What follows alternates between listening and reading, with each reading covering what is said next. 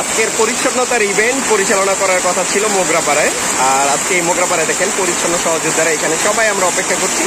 অথচ আজকে আমরা এই বৃষ্টির কারণে আমাদের ইভেন্টটি পরিত্যক্ত ঘোষণা করতে বাধ্য হয়েছি। এবং দেখেন এই পাশে আরিফ ভাই, হাই,